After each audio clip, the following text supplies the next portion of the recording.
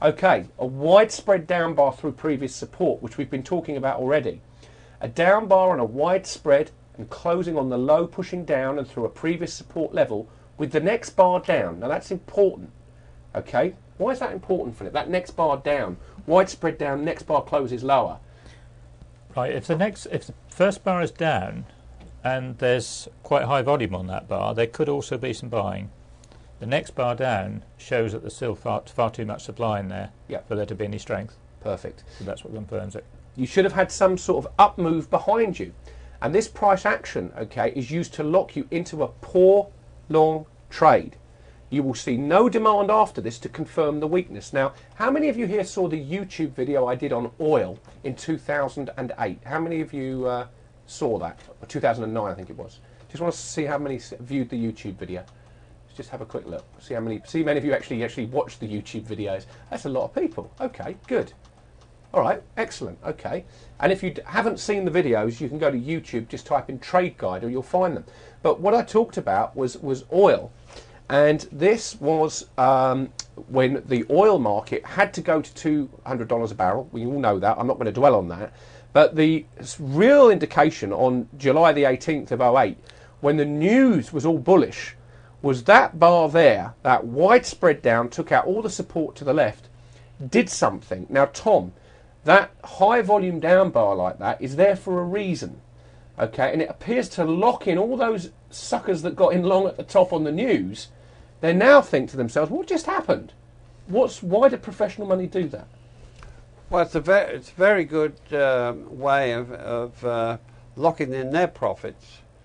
If they can have a widespread down after suddenly after they distribute or whatever, all those people that are locked in there thinking the prices might go higher, they're locked out of the trade because they suddenly think, oh my God, I should have sold out, I'm waiting now for the next rally.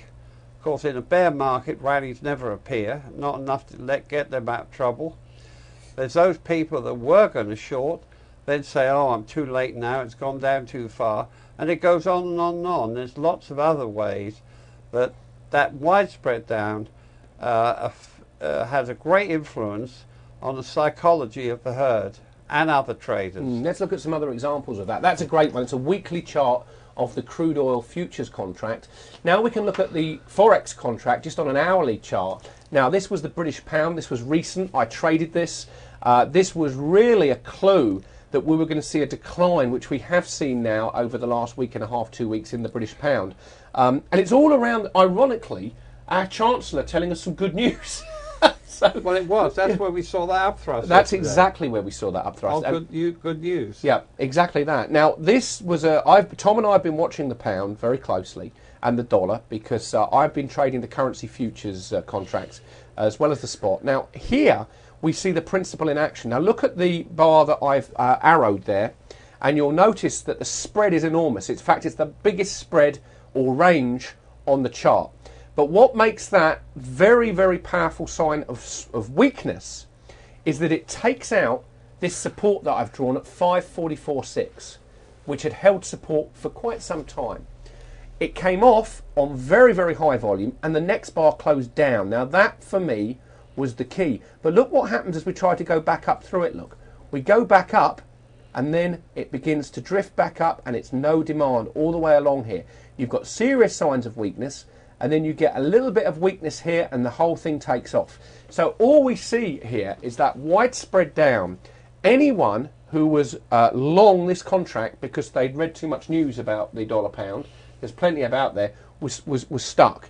And throughout this down move that we've seen, and it's continued to come down, we had no demands in here. There's plenty of no demand bars. Look at this here as the market climbs. Look at the volume. Okay, look at the volume. And then we get another widespread down, and it keeps going because they've already locked everybody in, and anybody that was short, was long at this position at A, is now in serious trouble. Now, how many of you saw 6 months ago I did a seminar in the VSA Club about sugar, and I gave a trade setup? How many of you saw that? Where I said, look, sugar should come off, and we should be looking for a short eventually, and I gave specific rules to trade that, and we never, I'll go back and show you the rule that I gave, and I'll just tell you, remind you, I said very clearly, we saw a buying climax, okay, at around $24 on the sugar chart. The news, as you can see, was very, very, this was in August of last year, but I did give a very, very clear indication that there was weakness, okay, coming into the market. And in fact, on the daily chart, it was the beginning of distribution, but I couldn't take a short trade because the trend hadn't changed. However, I'm delighted to show you this chart now, because now we do have something going on. What we can see here is the uptrend, okay, which had been going on. There's some weakness here, but they came along, it churned the market for a while, tested, and then went back up to this $30 area. And all of through here, we were hearing about the sugar shortage, and I thought to myself, at some point, they've got to lock people in who are long here, because a lot of people got long around $26, $27. What happens? Bar A, widespread down, okay, very, very big volume, as you can see, higher than the previous 7 weeks. The next bar closes just higher, again the volume's high, but it collapses to come on the low, so the closing price here closes on the low of the bar. The next bar closes down, and then we have a collapse last week. Now, this will be something that we can look at next week. Where we would short this trade, sorry, let me just go back. Where we would short this now is we must take out the $20 area, which on the daily chart was where we saw this climactic bar here. The reason it didn't come down immediately is they did do testing. All the way along here there were tests, and they held it up because they thought, well, we can get the price higher and really give them the news that there was a serious sugar shortage, and then we can take advantage. And sure enough, what I'm looking for now, just to be clear, is to breach 20, come down and go up and hit 20 on no demand. That will be an entry. Now that's going to take about another 2 months, but it is a trade. And I think most of you are VSA Club members here. If you are, I'm going to be tracking this throughout the club, and I'll be posting up as soon as I enter, I'll post it and show you where we're going to enter. Okay, is there any questions on these widespread downs closing on the low? Any questions on that? Type them in. I'm going to summarise that, and then we're going to get on. We're doing okay for time now. We're going to finish this, then we're going to take a 15-minute break, and then we're going to go into signs of strength. So, shorting after you see a widespread down bar through previous support. After you see the sign of weakness, it is confirmed as major weakness if the next bar after it is also a down bar, as we've just seen. Or if it is an up bar, it should like our chart example number 17, which was a no demand bar. Make at least 2 lower highs to confirm the start of a downtrend. Okay, that's important. 2 lower highs. We're talking about the high of the bar. Okay, lower highs mean obviously as the market's falling, it's making lower highs on the bar. We're not referring to the close there, we're referring to the highs. Enter a short trade on a no demand up bar or an up thrust. Again, these are where short trades appear.